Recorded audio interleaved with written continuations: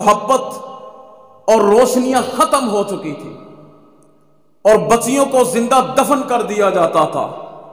اور ظلم ہی ظلم تھا. لیکن حضرت ابو بکر صدیق رضی اللہ تعالیٰ عنہ ان کی زندگی کا اگر مطالعہ کیا جائے تو اللہ تعالیٰ نے ایسے لگتا کیا ہے کہ اللہ نے حضرت ابو بکر صدیق کو اپنے محبوب علیہ السلام کا سچا پروانہ اور دیوانہ بنانا تھا کہ اللہ نے حضرت ابو بکر صدیق کی زندگی بچپن سے لے کے وفات تک کی زندگی کو صاف اور ستھرا رکھا کہ بچپن کے اندر بھی حضرت ابو بکر صدیق رضی اللہ تعالیٰ عنہ بڑے رقیق القلب تھے، پیار اور محبت والے تھے، اور ان کے والد جو ہیں وہ بتوں کی پوجا کیا کرتے تھے. تو حضرت ابو بکر صدیق رضی اللہ تعالیٰ عنہ ان کے والد نے ان کو ایک دفعہ کہا کہ آپ بھی میرے ساتھ چلو اور جو ہمارے بت ہیں جن کو ہم خدا مانتے ہیں، جن سے اپنی منتیں مانگتے ہیں، جن کے سامنے ہم سر جھکاتے ہیں اور جن کے سامنے اپنی حاجتیں رکھتے ہیں، تم بھی میرے ساتھ چلو اور ہمارے جو بت ہیں ان کی پوجا کرو.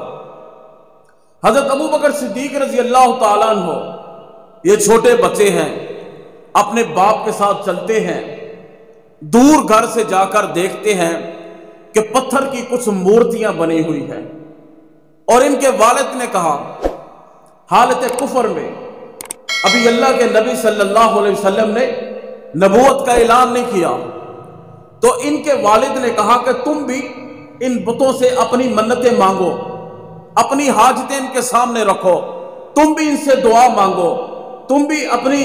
زندگی کے اندر جو خیر چاہتے ہو ان بتوں سے مانگو. حضرت ابو بکر صدیق رضی اللہ تعالیٰ عنہ فرماتے ہیں اپنے والد سے کہ ابا جی مجھے آپ کے سامنے شرم آتی ہے، آپ اس طرح کریں تھوڑا دور چلے جائیں تو میں اکیلا ان بتوں کے سامنے جو کچھ مانگنا ہے مانگ لوں گا. ان کے والد صاحب دور چلے گئے. دیکھیے کہ اللہ تعالیٰ نے اپنے محبوب علیہ السلام کے جو دوست بنانے تھے،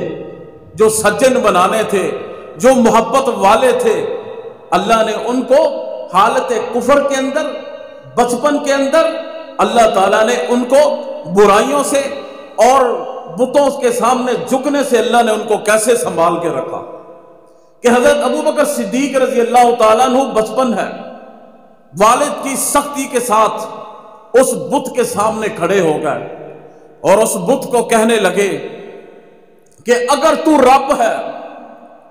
جیسے حضرت ابراہیم علیہ السلام نے بتوں سے خطاب کیا،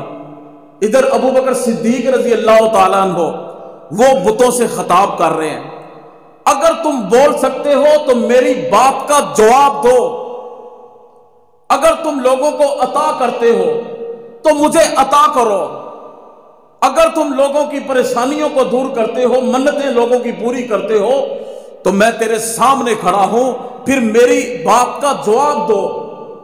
وہ پتھر کی مورتیاں تھی، کیا جواب دیتی؟ قربان جائیں حضرت ابو بکر صدیق کی صداقت کو سلام ہے کہ آپ نے حالت کفر اور بچپن کی حالت میں جب دیکھا کہ پتھر کی مورتی میری باتوں کا جواب نہیں دے رہی تو حضرت ابو بکر صدیق رضی اللہ تعالیٰ عنہ نے پتھر پکڑا اور زور سے اس کے منہ کے اوپر مارا کہ وہ مورتی جو تھی وہ چورا چورا ہو گئی. اب یہ اپنے باپ کے ڈر سے وہاں سے بھاگے گھر کی طرف. حضرت ابو بکر صدیق رضی اللہ تعالیٰ گھر کی طرف بھاگے تو ان کے والد دور کھڑے تھے. جب انہوں نے اپنی جگہ سے آ کے دیکھا جہاں بت پڑے ہوئے تھے کہ جس کی پوجا ہم کرتے ہیں، جس سے میں منتیں مانگتا ہوں، ابو بکر نے تو اس کو توڑ دیا ہے. اب ان کو بڑا غصہ آیا. حضرت ابو بکر صدیق رضی اللہ تعالیٰ عنہ کے جو والد تھے بڑا غصہ آیا ان کو. انہوں نے دوڑ لگائی پیچھے اور بڑے غصے کے ساتھ اپنے گھر کی طرف آئے. حضرت ابو بکر صدیق رضی اللہ تعالیٰ عنہ گھر میں داخل ہو چکے تھے اور ان کی والدہ جو تھی وہ دروازے کے آگے کھڑی ہوئی تھی. تو کہتے ہیں کہ مجھے ابا جی سے بچا لو، مجھے ابا جی سے بچا لو، ابا جی بڑے غصے میں ہیں. اب ان کے والد بڑے غصے میں گھر میں داخل ہونے لگے تو حضرت ابو بکر صدیق رضی اللہ تعالیٰ عنہ کی والدہ ماجدہ دروازے کے آگے ایسے ہاتھ کر کے کھڑی ہو گئی، کہنے لگی آپ میرے بیٹے ابو بکر کو نہیں مارو گے، آپ اپنے غصے کو ٹھنڈا کر لو۔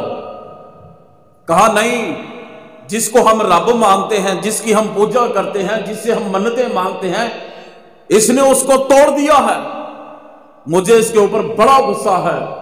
ان کی والدہ نے کہا کہ جو ہمارے بچے پہلے اس سے ابو بکر سے پہلے ہوتے تھے وہ فوت ہو جاتے تھے،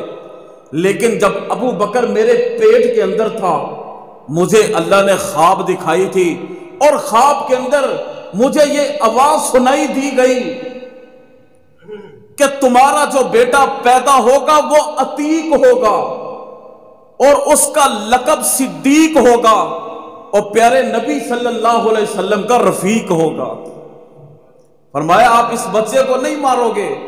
یہ بچہ بڑی برکتوں والا ہے، ہمارے جتنے بچے پہلے پیدا ہوئے تھے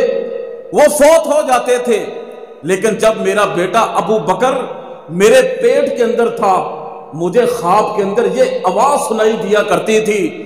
کہ آواز یہ ہوتی تھی کہ تمہارا یہ جو بیٹا پیدا ہونے والا ہے یہ عتیق ہوگا، یعنی کہ زندہ رہنے والا، پہلے انتقال کر جاتے تھے، یہ ہمارا بیٹا زندہ ہوگا، عتیق ہوگا، اور اس کا لقب صدیق ہوگا، اور یہ محمد صلی اللہ علیہ وسلم آخری نبی ان کا رفیق ہوگا۔ تو ایسے حضرت ابو بکر صدیق کی والدہ نے اپنے شوہر کو حضرت ابو بکر